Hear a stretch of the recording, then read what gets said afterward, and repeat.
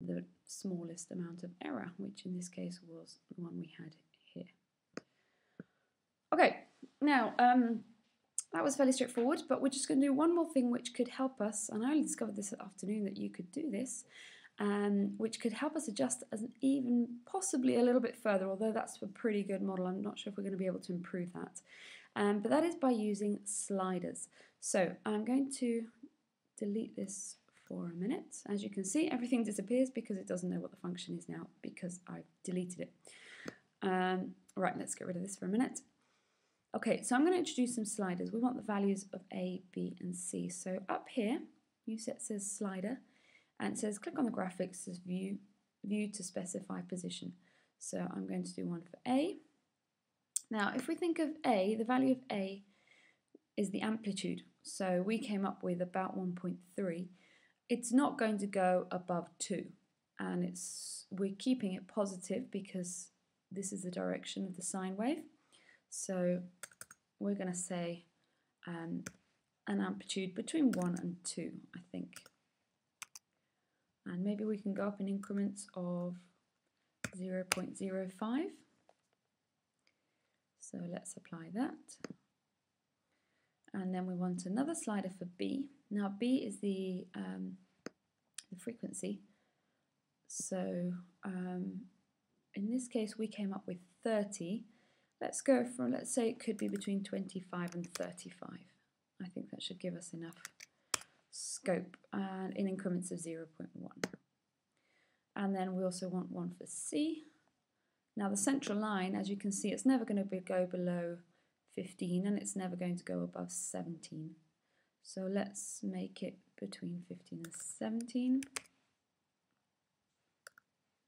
And 17, and in an increment of 0.01, no, 0.5. Okay, those are all decisions which are a little bit optional as to how you do it, but they may help us get the most accurate format. Okay, so down here, I'm going to get it to give me the equation. So y equals A, so it's going to pick whatever I have here, times, I'm never sure if you need this time sign or not, but we'll put it in just in case. Sine bx, and we need to make sure we've got our degree sign, plus c. Now it will automatically use whatever values we've got here.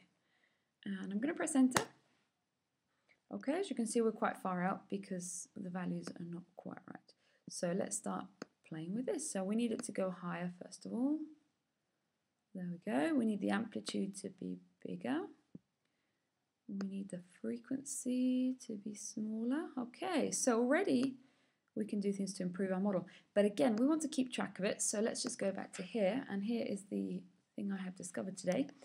In here, you can actually type in equals, and again, f of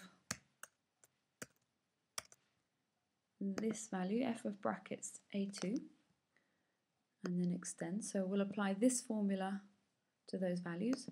Again, we want the error, so the difference, how far out our prediction was, so the difference between our predicted value, what we said according to our model it would be, and what the actual value was. And then we want to find the absolute value, so we want to get rid of the sign, equals abs of this value, and extend it all the way down, and the mean error is equals mean of these values. Right, so at the moment the mean error is 0.47, that's not great. Let's play around a little bit with these numbers, and already you can see how that mean error is changing. So we want to make that as small as possible. So I'm going to just play around with this, see if I can get it up, get it to be as low as I can. No, that's not helping. Up. Let's change this slightly. Oh, it's getting lower.